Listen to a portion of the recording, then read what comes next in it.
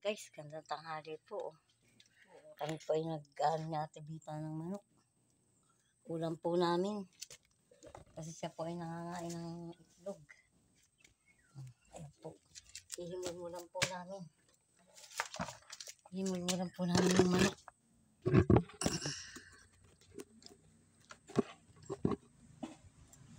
Ayan guys. Tatalo pa na. Ayan. Inaalis na po namin ng balahibo. Initan. Ito ate matigas pa. Dali-dali po ang kailangan. Guys, ayan po. Isa-isa po namin tinatanggal ang balahibo. Kasi po ano siya eh. Nangangain po siya ng itlog. Dito pa ang aking sleeper po.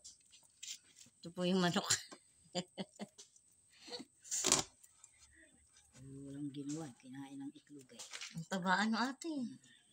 Taba po ng manok. Baka yun ay natimbang ng ano. Palagay mo ate, 2 kilo ito ano. Sinisip mo pa naman ako. Ayun, kinainan eh. Ay uunahin yung itlog. Hindi, ano yan yung Ay pagkain. pagkain. Kala ko yung itlog eh. Baka may itlog pa ito sa tiyan. Taba po niya guys.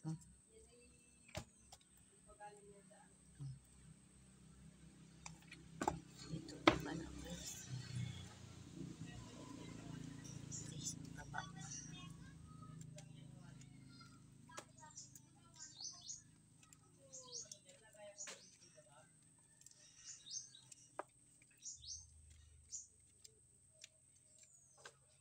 Guys, taba po ng ano.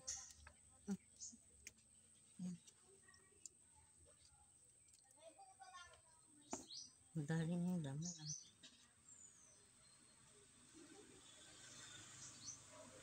Hirap, madikit pa na yung ano. Madikit po.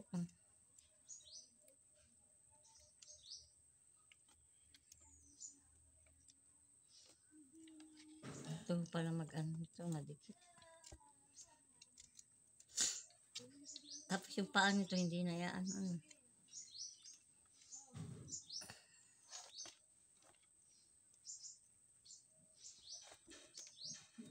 Ito po guys.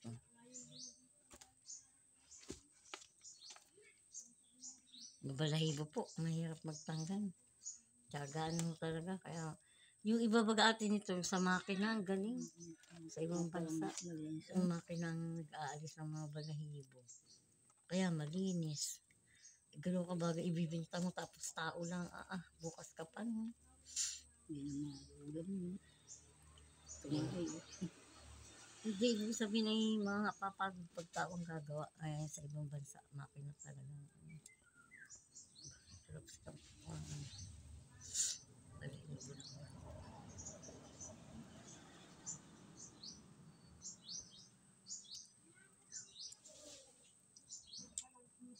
Masok yata sa loob ng mata ko.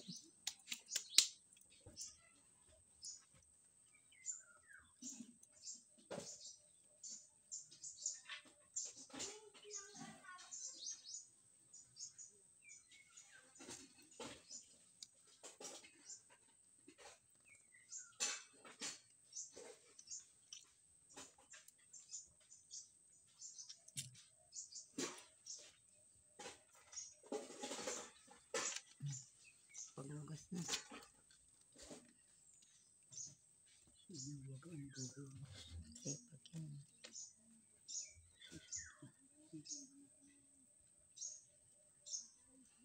Pagod ka na. Pagod ka sa trabaho.